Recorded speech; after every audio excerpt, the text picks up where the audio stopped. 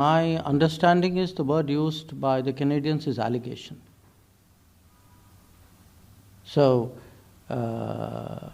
you used a different word. I think the word they used was allegation.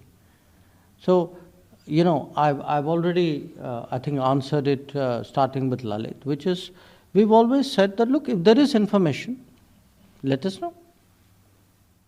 So, our doors, I want to make one thing very clear. It's not that our doors are shut to looking at something. If there is a requirement for us to look at something, we are open to looking at it. But, I then expect, somewhere, some pointer, something for me to look at. No incident is isolated, and no incident is the totality. There is a context for everything. There are multiple problems out there. So I guess in the case of individual incidents, we'll have to, see the concerned governments will have to talk to each other and see how they, sort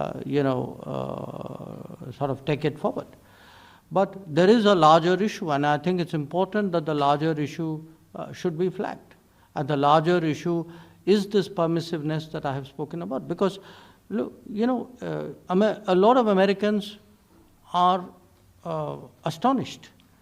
If we tell them, which by the way most Indians know, if in India it will not come as a surprise to anybody if you tell them, there are people in Canada who are advocating violence, who are advocating separatism, there is a history out there. All Indians know this. I suspect very few Americans know this.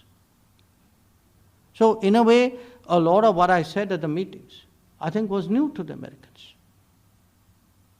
I mean, today, in my talk at Hudson, I actually made the point that when Americans look at Canada, they see something. When we in India look at Canada, we see something else. And that's part of the problem.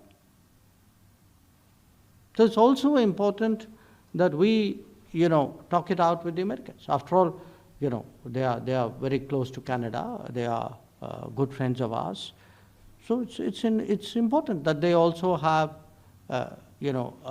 accurate picture, that they have our point of view on this matter as well.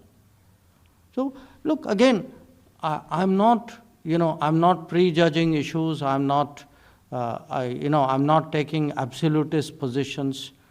What we have taken is a very reasonable stance.